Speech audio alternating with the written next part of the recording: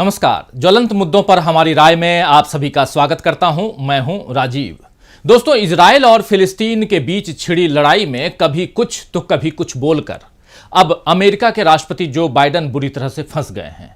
Biden ने बता दिया है कि इस गंभीर अंतर्राष्ट्रीय मसले पर समझदारी से काम लेने में वो नाकाम रहे हैं और उसका नतीजा ये हो रहा है कि अब इजराइल के साथ साथ अमेरिका के खिलाफ भी दुनिया में आवाज उठने लगी है। इधर अपने देश यानी भारत में विदेश मंत्रालय ने तो पीएम मोदी के इजराइल को साथ देने वाले बयान के बाद भूल सुधार कर ली थी, लेकिन मीडिया मोदी को फंसाने में लगा हुआ है। कई पत्रकार जो इस समय इजराइल से ग्राउंड रिपोर्टिंग करने की बहादुरी दिखा रहे हैं, वो भी अपनी साख पर और बट्टा लगवा रहे हैं, क्योंकि जंग में इस एक तरफा रिपोर्टिंग वो कर रहे हैं। वो एक तरफ इजराइल की बात तो बता रहे हैं, लेकिन फिलिस्तीन को हमेशा की तरह दुश्मन बता रहे हैं। आपको बता दूं कि इजराइल पर 7 अक्टूबर को हमास की तरफ से हमला किया गया था। इसके बाद इजरायली सेना हमास को खत्म करने की आड़ में फिलिस्तीनियों पर ही टूट पड़ी है। इजराइल की तरफ से छेड़ी गई इस जंग में अब तक 3,500 से ज्यादा फिलिस्तीनी नागरिक मारे जा चुके हैं। Israeli PM Benjamin Netanyahu Hamas को आईएस से खतरनाक आतंकवादी संगठन बता रहे हैं और उधर दुनिया भर में नेतन्याहू को हिटलर से क्रूर तानाशाह लोग कह रहे हैं। नेतन्याहू को बच्चों का हत्यारा कहा जा रहा है। खासकर गजा में अस्पताल पर हुए हमले के बाद से हालात और बिगड़ गए हैं, जिस पर मध्य पूर्व के देशों समेत कई जगहों पर लोग इजराइल के खिलाफ सड़कों पर निकल आए हैं। इधर भारत में पीएम नरेंद्र मोदी ने गजा अस्पताल पर जैसे ही हमला हुआ उसके बाद ट्वीट किया था, लेकिन मोदी की चाटुकारिता में लगे मीडिया ने अब उन्हें युद्ध करने वालों के साथ खड़ा कर दिखाया है। जरा इस तस्वीर को देखिए। कोई कह रहा है युद्ध में कूदे मोदी, इजराइल बोला थैंक यू, तो किसी ने अपने कार्यक्रम का शीर्षक दिया गजा पर इजराइल का कब्जा, निकल चुके किलर टैंक, आ रहे बाइडेन मोदी। एक चैनल ने लिखा युद्ध में भारतीय सेना की एंट्री, जान बचाकर भागा हमास, अटैक पर अटैक। और ऐसे ही एक चैनल ने लिखा नेतन्याहू से मीटिंग के बाद अचानक पलटे बाइडेन, मोदी ने चौंकाया। तो खबरों के बाजार में युद्ध को बेचने वाले इन चैनलों को टीआरपी का फायदा ऐसे कार्यक्रमों में मिल जाएगा, लेकिन असल में अपने फायदे में ये मोदी का नुकसान कर रहे हैं। दोस्तों, इन्हें पता ही नहीं है कि भारत की विदेश नीति कभी दो देशों के मसलों के बीच दखलंदाजी की रही ही नहीं है। न ही भारत कभी युद्ध का साथ देता है, बल्कि हमारे देश से हमेशा शांति स्थापना की कोशिश की जाती रही और उसी की अपील होती रही। इसीलिए पीएम मोदी ने इजराइल को साथ देने वाला ट्वीट किया तो फिर विदेश मंत्रालय को मोदी की लाइन से अलग हटकर बयान देना पड़ा कि भारत फिलिस्तीन में शांति के पक्ष में है। कांग्रेस ने तो पहले ही फिलिस्तीन के समर्थन में बयान दे दिया था। अभी गजा के अस्पताल पर हमले के बाद प्रियंका गांधी ने भी ट्वीट कर अपना दुख प्रकट किया है। प्रियंका गांधी ने क्या कुछ लिखा है, आइए जरा वो भी बता देता हूं। प्रियंका गांधी लिखती हैं अस्पतालों पर बमबारी, बच्चों की जान लेना, नागरिकों को भोजन, पानी और दवाइयों की आपूर्ति में रुकावट, गजा में जो भयंकर मंजर दिख रहा है उसकी निंदा के लिए पर्याप्त शब्द नहीं है। एक महिला, एक मां, एक इंसान के तौर पर मुझे शर्म आती है कि दुनिया इन अपराधों को इतनी बेदर्दी से करने की इजाजत दे रही है। खैर, प्रियंका गांधी के इस ट्वीट पर मेन स्ट्रीम चैनल शायद ही कोई चर्चा करे, क्योंकि शांति की बातें उन्हें सुहाती नहीं है। मोदी को सर्वशक्तिमान दिखाने की होड़ में लगे ये चैनल शायद देश ही नहीं बल्कि बाकी दुनिया की खबरों से नावाकिफ हैं।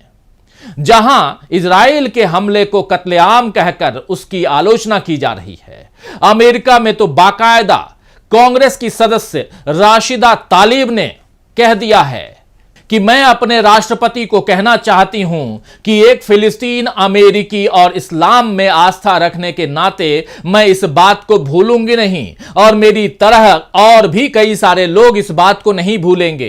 अगर आज हमने इंसानियत का साथ नहीं दिया तो हम कभी भी इससे उबर नहीं पाएंगे।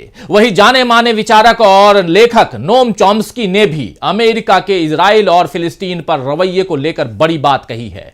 चॉम्स्की ने क्या कुछ कहा है, जरा यह भी आपको बता देता हूं। जरा पहले इस वीडियो को देख लीजिए क्या कुछ चॉम्स्की साहब कह रहे हैं। Part of the tragedy of the Palestinians is that they have essentially no international support for a good reason.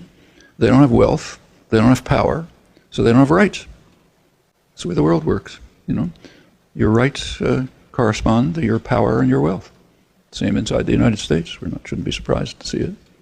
If you're a poor black kid in Roxbury, you don't have the rights of a rich person living in the suburbs, right? Same in the international arena.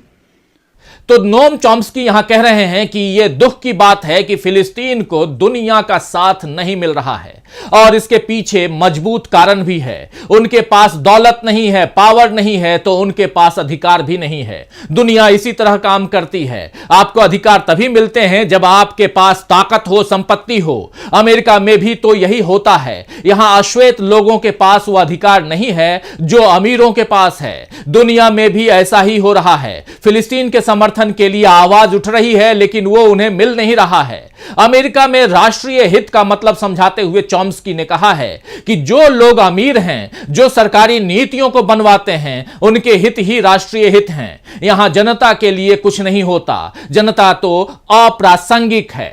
Noam Chomsky ने America और दुनिया के तमाम ताकतवर लोगों की पोल खोल कर रख दी है। दोस्तों, जो कुछ होता है वो अमीरों और प्रभावशाली लोगों के लिए होता है। जो पीड़ित हैं उनके लिए कुछ नहीं होता। वैसे नेतन्याहू, जी हां, इजराइल के प्रधानमंत्री बेंजामिन नेतन्याहू के खिलाफ अब दुनिया के कई नेता आवाज उठाने लगे हैं। स्पेन की सामाजिक अधिकार मंत्री इयोन बेलेरा ने तो साफ तौर पर कह दिया है कि इजराइल गजा में सुनियोजित तरीके से कत्लेआम कर रहा है और अंतर्राष्ट्रीय अदालत में इस पर मुकदमा चलना चाहिए। बेंजामिन नेतन्याहू के खिलाफ जांच होनी चाहिए।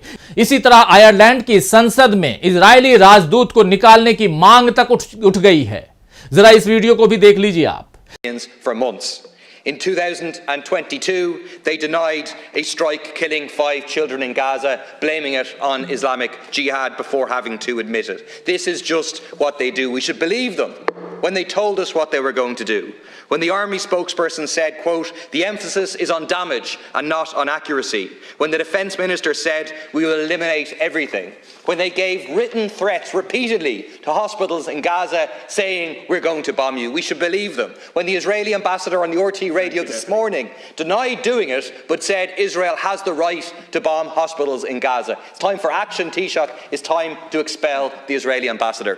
एक सदस्य ने कहा कि इजराइल ने पिछले साल भी ऐसे कुकर्म किए थे और पहले इसकी जिम्मेदारी लेने से मना करने के बाद में ही मान लिया था।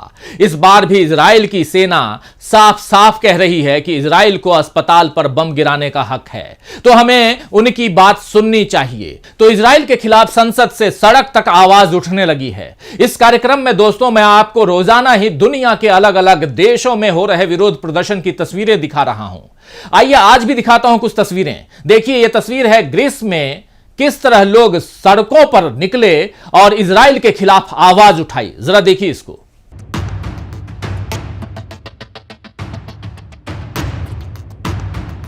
अब इस तस्वीर को देखिए, एक और तस्वीर देखिए। इस तस्वीर में क्या कुछ दिखाई दे रहा है।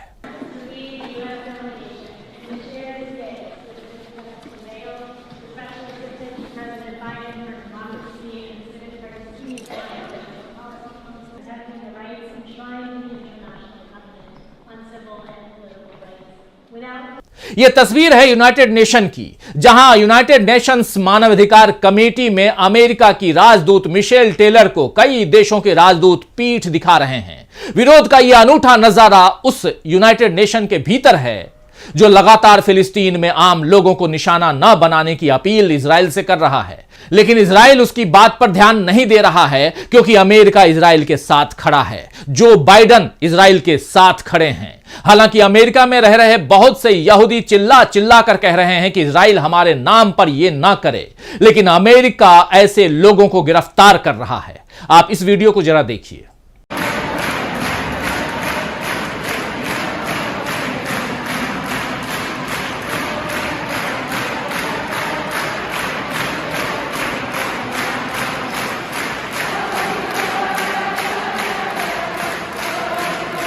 तो 2 दर्जन रब्बियों सहित 500 अमेरिकी यहूदियों को अमेरिका की राजधानी वाशिंगटन डीसी में गिरफ्तार कर लिया गया।